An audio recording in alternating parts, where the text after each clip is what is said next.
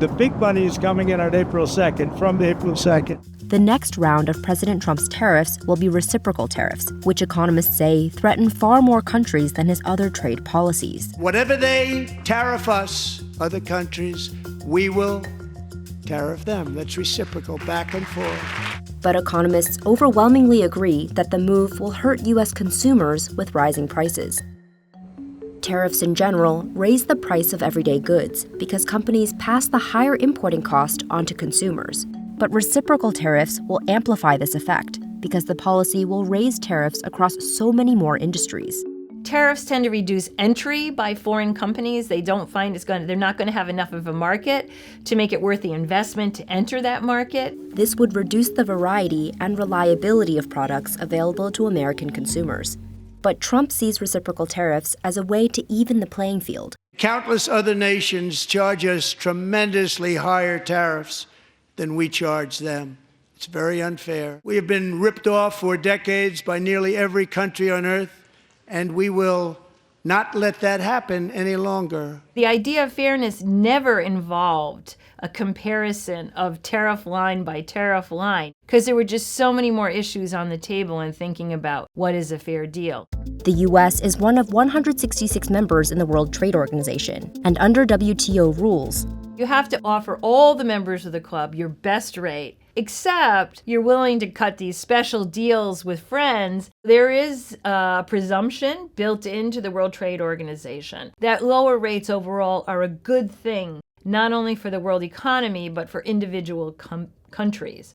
Trump blames the imbalance in tariff rates for the growing U.S. trade deficit. China's average tariff on our products is twice what we charge them. Some economists point to the fact that the U.S. needs to run a trade deficit because other countries want to acquire dollar-denominated assets because those assets have historically been viewed as safe assets. Some economic experts point to the federal budget deficit as another reason the U.S. consistently has such a big trade deficit. That is a source of the need for borrowing from abroad. Economists say they're generally not concerned about the trade deficit because debt isn't inherently bad. It just means the U.S. is borrowing from the rest of the world. But economists do watch the level of U.S. debt overall. There is a case to be made that we need to reduce consumption relative to our income. How do we do it?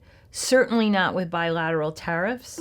That's because higher tariffs don't just reduce imports, they reduce exports too. When imports go down because tariffs make it more expensive for American companies to buy foreign goods, there are fewer dollars in foreign markets, driving up the dollar's value. This makes American exports more expensive for trade partners, so they buy less of them. In the end, imports and exports both go down, leaving the deficit unchanged. According to economists, another reason why reciprocal tariffs won't reduce the trade deficit is because companies often shift their supply chains to other countries to avoid high tariffs.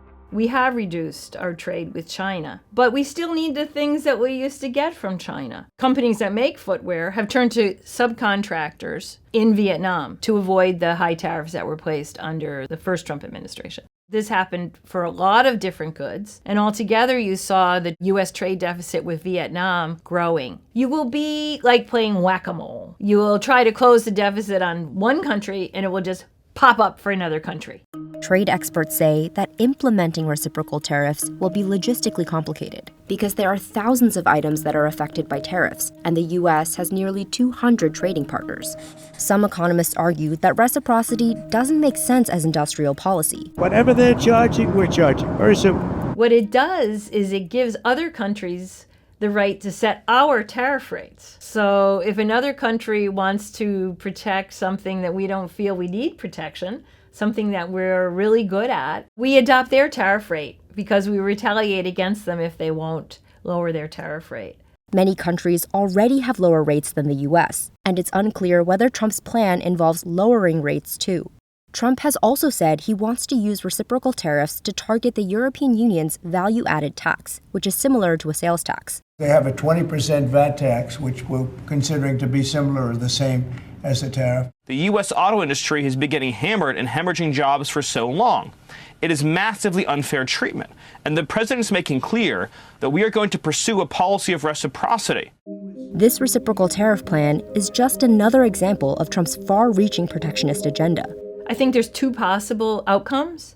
One is the rest of the world then says, okay, it's a free-for-all, we all going to raise our tariffs. But there's an alternative path, and it's one that is actually more likely than a lot of people might think, which is that the rest of the world says, okay, the U.S. is going its own way. We don't think that that is enhancing to our economies, and we will band together. Basically, it will isolate the United States.